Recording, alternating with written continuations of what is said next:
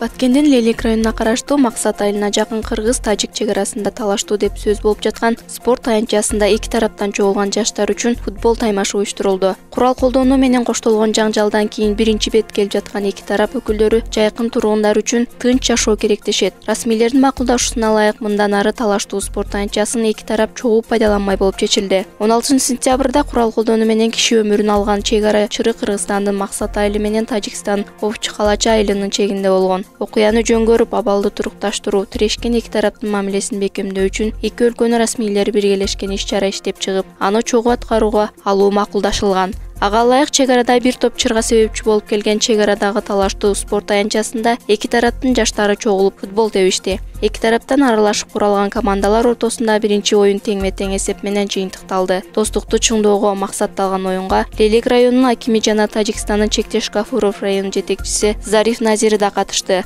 Алардын айтымында эми мындан ары бул талаштуу спорт аянтчаны талашпастан чогуу пайдаланууда макулдашылган.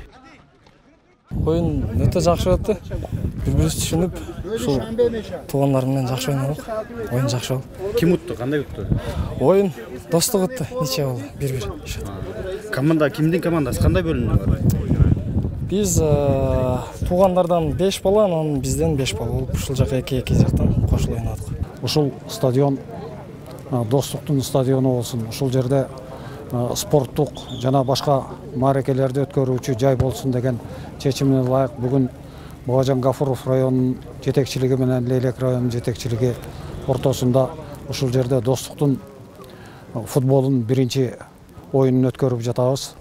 Бул командалар албетте эки айылдын тургундарынын ортосунда түзүлгөн достуктун командасы болду. Жарымы тажик тарап болсо, жарымы кыргыз тарап.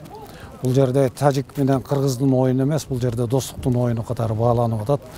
Больше такого вообще не повторяется. У нас бул нерсе мындан ары эч качан кайталанбасын. Биздин достук мамилелерибизге чек арачылар тоскоол болбошу керек. Жергиликтүү бийлик башчылары өзүбүз эле биргеликте бул маселелерди чечишибиз зарыл. Биз бири-бирибизди жакшы билебиз. Элдер да бири-биринин баары таанышат.